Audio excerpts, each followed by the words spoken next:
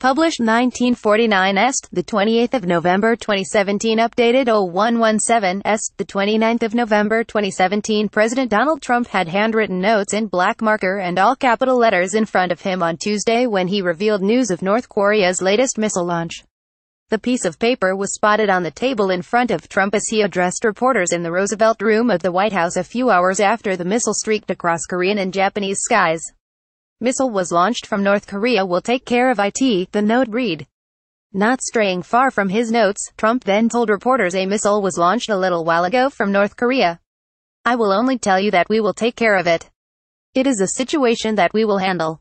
President Donald Trump had handwritten notes in black marker and all capital letters in front of him on Tuesday when he revealed news of North Korea's latest missile launch. The piece of paper was spotted on the table in front of Trump as he addressed reporters in the Roosevelt Room of the White House a few hours after the missile launch. North Korea's latest rocket launch saw it shoot an intercontinental ballistic missile higher than ever before in their first test in more than 2 months.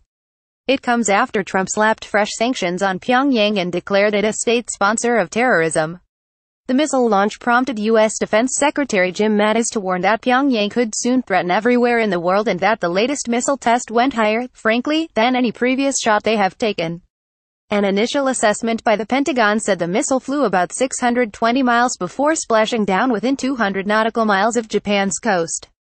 One physicist said that the missile appeared to have a realistic range of just over 8,000 miles, which means Washington, D.C. is now in range of Kim's attacks and that Australia and Europe are too. North Korea has already carried out a record 15 missile tests this year, pictured as a July test which showed it has developed an ICBM that can likely strike most of mainland America. The missile was launched eastward from Pyongyang in North Korea's South Pyongan province at around 3:30 a.m. local time before landing in the Sea of Japan. The Republic of Korea Army released this photo on Tuesday showing South Korea's surface missile Hyunmoo-2 being fired from an undisclosed location. If these numbers are correct, then if flown on a standard trajectory rather than this lofted trajectory, this missile would have a range of more than 13,000 kilometers, 8,100 miles. David Wright, a co-director and senior scientist at the Union of Concerned Scientists, wrote on his organization's blog, such a missile would have more than enough range to reach Washington, D.C., and in fact, any part of the continental United States. The worrying assessment once again calls into question America's anti-missile capabilities, and whether it and its allies can protect themselves from the threat of a nuclear-tipped ICBM. Japanese Prime Minister Shinzo Abe called the test an intolerable, violent act, and South Korean President Moon Jae-in condemning Pyongyang's reckless behavior. The South Korean military responded to Tuesday's launch by staging a precision strike missile exercise as it has done following previous North Korea tests.